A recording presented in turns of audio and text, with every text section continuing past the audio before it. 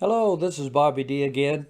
We're going to be doing some browsing through the Bible, and today we're going to continue in looking at Mark's Gospel, chapter 2, verses 18 to chapter 3, verse 6.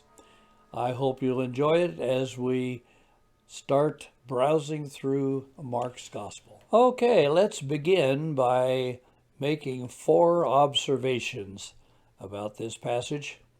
First one is Jesus is not the focus of the controversy in this passage.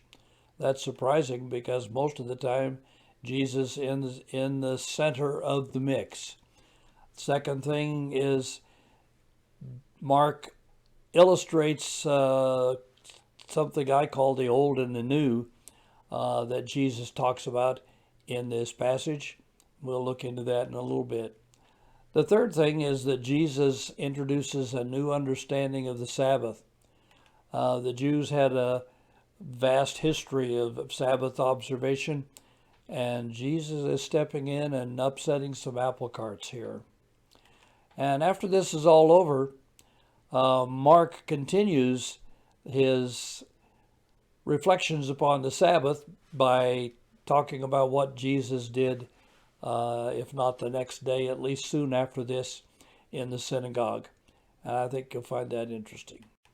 One of the interesting things that I found in this passage is Jesus' reference to the old and the new. To me, I think this is a fascinating way of looking at things. Jesus seems to be talking about a new way and an old way.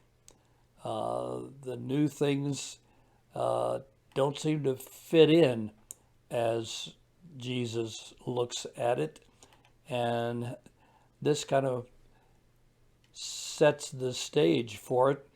The new wine in wineskins and the new cloth in an old garment. We don't have that type of containers nowadays, but we do have new things, and it'll be interesting to see how this works. One of the first things that comes to my mind is which is more valuable, the old things or the new things? Here's something that I would really love to have, and it's pretty old. Not as old as I am, but it is pretty old, and it does have a significant amount of value. But I'll just drop this in on top of me. There's also new things that are valuable. The real question is, which is of the most value? The old Mustang or the new Mustang? Well, I guess it depends upon your perspective. Some of us old codgers like the way things used to be done, and the young today seem to want a new way of approaching it. And Jesus kind of illustrates that there is something to be said for that. Some new things just don't fit into the old way we do things. At our church, we have a high percentage of seniors in our congregation, and sometimes we seniors don't like to make the changes that the new people seem to want to have. So what's more valuable? Well, that's a decision each church has to make.